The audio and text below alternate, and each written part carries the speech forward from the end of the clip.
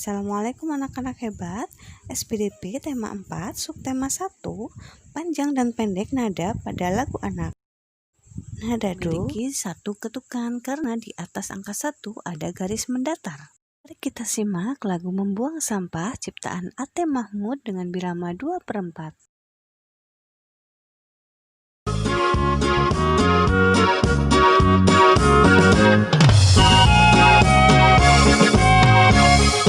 Jangan membuang sampah di mana-mana. Jagalah kebersihan di lingkunganmu. Sampah di rumahmu, sampah di halaman. Sapu dan bersihkan, taruh di tempatnya. Sapu dan bersihkan, taruh di tempatnya. Jangan membuang sampah di mana-mana. Jagalah kebersihan di lingkunganmu. Sampah di rumahmu, sampah di halaman. Sapu dan bersihkan, taruh di tempatnya. Sapu dan bersihkan, taruh di tempatnya.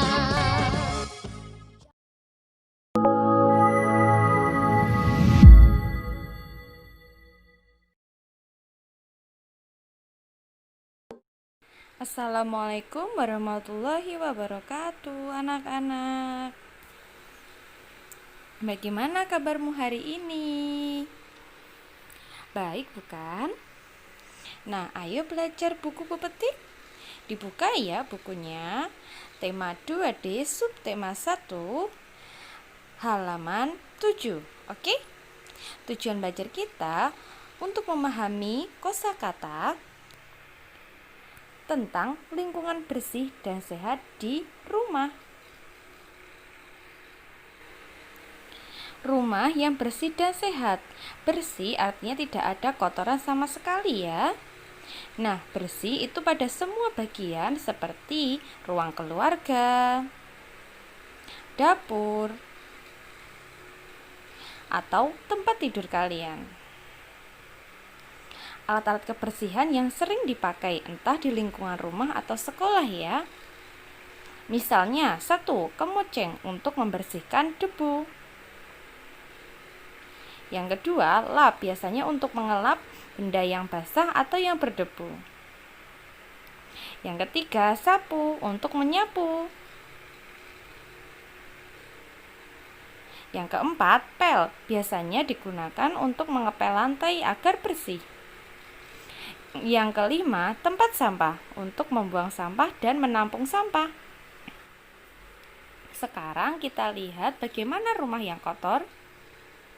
Rumah yang kotor memiliki banyak kuman dan tidak enak sekali untuk dipandang.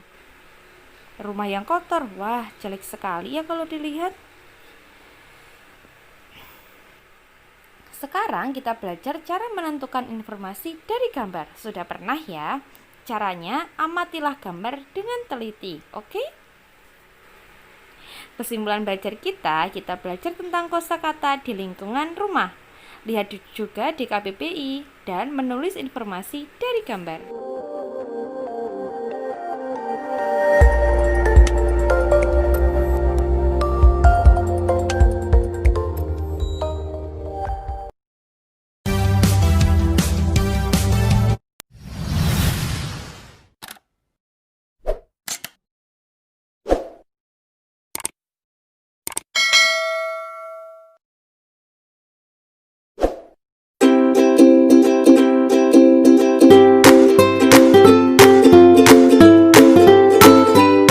Assalamualaikum anak-anak hebat. Hari ini kita akan belajar bersama Ustazah Galuh tentang ruas garis pada bangun datar dan ciri-ciri bangun datar. Kalian tentu sudah mengenal macam-macam bangun datar pada kelas 1. Coba perhatikan benda-benda di ruang tamu ini. Mana saja yang termasuk bangun datar? Ya, benar. Jam dinding termasuk bangun datar lingkaran. Figura berbentuk bangun datar persegi panjang dan bantal berbentuk bangun datar persegi. Berapa bangun datar memiliki ruas garis? Apa sih ruas garis itu? Ruas garis adalah garis-garis yang membatasi bangun datar. Ruas garis pada bangun datar disebut juga sisi. Masih ingatkah kalian figura itu berbentuk apa? Oke, betul sekali, berbentuk persegi panjang. Persegi panjang memiliki berapa ruas garis? Garis yang berwarna biru itu disebut ruas garis. Coba kita hitung bersama-sama ya. 1 ruas garis, 2 ruas garis, 3 ruas garis, dan 4 ruas garis. Jadi persegi panjang memiliki 4 ruas garis. Coba hitung ada berapakah ruas garis pada segitiga?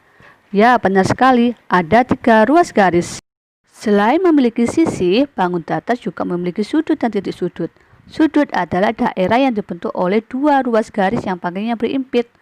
Titik sudut adalah titik temu dari 2 garis yang membentuk sudut. Ayo perhatikan gambar berikut. Garis berwarna biru disebut juga ruas garis atau sisi. Garis yang berwarna kuning yang melengkung disebut sudut. Titik yang berwarna hijau yang disebut titik sudut.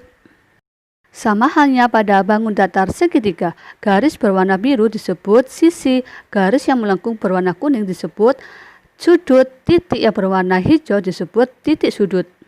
Jadi dapat kita simpulkan bangun persegi panjang atau segi empat memiliki 4 sisi, 4 sudut, dan 4 titik sudut. Bangun segitiga memiliki 3 sisi, 3 sudut, dan 3 titik sudut.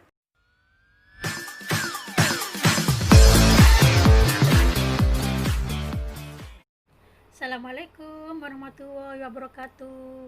Bagaimana kabarnya anak-anak yang hebat dan solih-solihah? Semoga kalian sehat selalu ya. Nah, anak-anakku, pada pagi hari ini kita akan belajar PPKN dengan materi sikap persatuan dan kebersamaan dalam keluarga di rumah. Tujuan pembelajaran kita pada pagi hari ini yaitu 1. Siswa mampu memahami makna persatuan dan kebersamaan keluarga di rumah. Yang kedua, siswa mampu menceritakan makna persatuan dan kebersamaan keluarga di rumah. Yang ketiga, siswa mampu menerima persatuan dan kebersamaan dalam keluarga di rumah. Nah, itu adalah tujuan pembelajaran kita pada pagi hari ini ya. Sekarang dengarkan penjelasan Ustazah. Anak-anakku semuanya, kita hidup bersama keluarga di rumah. Ada ayah, ada ibu, ada kakak, ada adik, dan mungkin juga ada keluarga yang lainnya. Nah, anak-anakku, di dalam suatu keluarga pasti kita mempunyai kegiatan. Dan kegiatan dalam satu keluarga itu bisa kita lakukan bersama-sama di rumah. Tujuannya untuk apa, anak-anak? Tujuannya bisa mempererat persatuan dan kebersamaan di dalam satu keluarga tersebut. Persatuan dan kebersamaan itu, anak-anakku, dapat terwujud jika setiap anggota keluarga memiliki sikap-sikap tersebut di bawah ini. Apa ya sikap-sikapnya? Ayo kita simak bersama-sama. Yang pertama, sikap yang pertama yaitu menghargai pendapat antar anggota keluarga. Contohnya misalkan anak-anak ya, kita bermusyawarah mau membersihkan apa ya rumah kita hari ini. Nah, itu kita harus menghargai pendapat satu keluarga dengan satu keluarga yang lain. Contohnya ayah mengusulkan membersihkan halaman rumah, kemudian ibu mengusulkan membersihkan dapur, kemudian kakak mengusulkan mengusulkan untuk membersihkan ruang tamu. Lah, itu kita musyawarahkan hari ini kita mau membersihkan apa, contohnya seperti itu anak-anak. Nah, untuk itu dalam musyawarah tadi kita harus mampu menghargai pendapat antar anggota keluarga, harus bisa menerima keputusan yang terbaik juga. Sikap yang kedua, mau bekerja sama dalam kegiatan keluarga di rumah. Maksudnya bagaimana, anak-anak? Kita bisa bersama-sama melakukan kegiatan membersihkan rumah bersama-sama dengan keluarga. Yang ketiga adalah mau mengakui kesalahan dan meminta maaf. Nah, anak-anakku, di dalam satu keluarga pasti kita pernah bertengkar ya. Kemudian setelah bertengkar kita harus segera mau mengakui kesalahan dan meminta maaf. Yang keempat, sikap yang keempat, mau memaafkan kesalahan orang lain. Nah, Setelah kita bertengkar, kita harus mau memaafkan kesalahan orang lain ya. Kenapa Nana? Karena Allah aja maha memaafkan. Maka kita juga harus mau memaafkan sebagai manusia. Nah, anakku, ini adalah contoh-contoh sikap yang mencerminkan persatuan dan kebersamaan di rumah. Yang pertama yaitu olahraga. Dengan olahraga bersama itu mencerminkan persatuan dan kebersamaan bersama ya, hidup rukun. Yang kedua yaitu membantu ibu menyiapkan makanan. Ini juga termasuk contoh mencerminkan persatuan di dalam keluarga. Yang ketiga yaitu bekerja sama membersihkan rumah. Ini juga contoh mencerminkan persatuan kebersamaan yang ada di rumah. Ini ada contoh lagi anak-anak yang makan bersama. Ini juga contoh kebersamaan dalam satu keluarga ya. Rukun, kita makan bersama-sama, tidak makan sendiri-sendiri. Yang satu makan di ruang tamu, yang satu makan di kamar. Tidak, kita bersama-sama berkumpul makan dalam satu meja. Ini menunjukkan juga kebersamaan dan persatuan. Selanjutnya yaitu kita berkumpul, ada gambar yaitu kita berkumpul dalam satu ruangan keluarga dengan saling kita bercerita, bercanda, gurau. Ini juga mencerminkan sikap kebersamaan dan persatuan dalam satu keluarga. Nah, di bawah sendiri ada gambar yaitu sebuah keluarga yang saling bergandengan. Ini maksudnya adalah kita bersama-sama dalam satu keluarga itu harus hidup rukun dan selalu bersama untuk mewujudkan persatuan dalam suatu keluarga. Nah, anak-anakku, itu adalah contoh di sikap yang mencerminkan persatuan. Di sini juga ada contoh sikap yang tidak mencerminkan persatuan, yaitu apa? Bertengkar. Nah, anak-anakku tidak boleh bertengkar ya dengan satu keluarga. Mungkin kita sedang membersihkan rumah, kemudian kita saling berebut sapu, mungkin kita saling berebut taplak meja untuk bersihkan yang lain-lain. Itu tidak boleh anak-anakku ya. Jadi kita harus saling menjaga persatuan, tidak boleh saling bertengkar. Apabila kita sudah bertengkar, anak jangan lupa kita harus meminta maaf seperti gambar tersebut ya. Setelah kita bertengkar, kita harus saling meminta maaf supaya tidak ada lagi permusuhan di dalam satu keluarga, sehingga kita bisa hidup rukun dalam satu keluarga. Anak-anakku semuanya, apabila di dalam satu keluarga bisa bersatu dan bekerja sama, maka kerukunan di dalam keluarga dapat terjaga. Nah, itu anak-anakku penjelasan Ustazah pada pagi hari ini. Semoga kita bisa melakukannya dalam kehidupan kita sehari-hari ya. Dan anak-anakku jangan lupa pelajaran hari ini PPKN bisa kalian pelajari kembali di buku Pepetik 2D subtema 1 halaman 14. Sekian dari Ustazah, jangan lupa tetap semangat belajar, rajin belajar, ibadahnya juga dijaga, dan apabila keluar jangan lupa pakai masker. Terima kasih. Wassalamualaikum warahmatullahi wabarakatuh.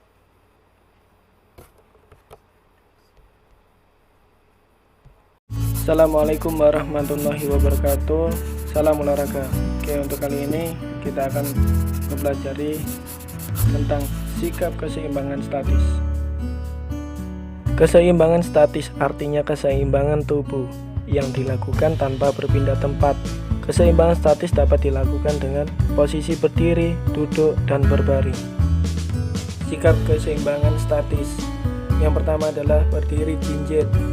Cara melakukannya adalah kedua ujung belakang kaki diangkat, jari kaki sebagai tumpuannya. Yang kedua, sikap kapal terbang.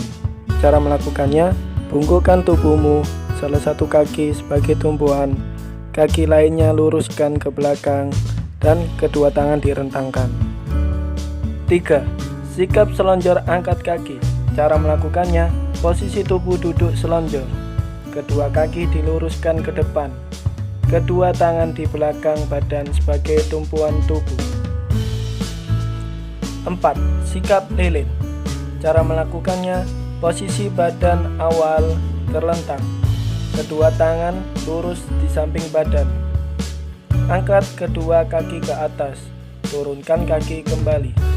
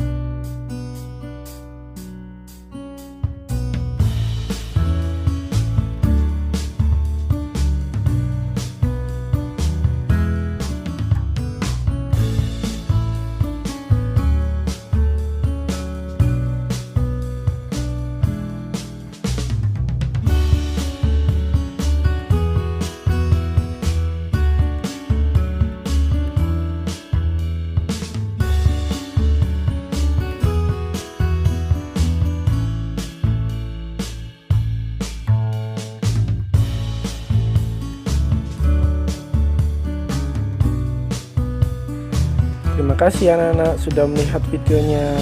Saya harap semuanya mau mencoba di rumah ya. Oke, jaga kesehatan, jaga imunitas, jaga jarak, selalu pakai masker, dan tingkatkan ibadahnya. Ya, saya akhiri dulu dengan salam. Wassalamualaikum warahmatullahi wabarakatuh.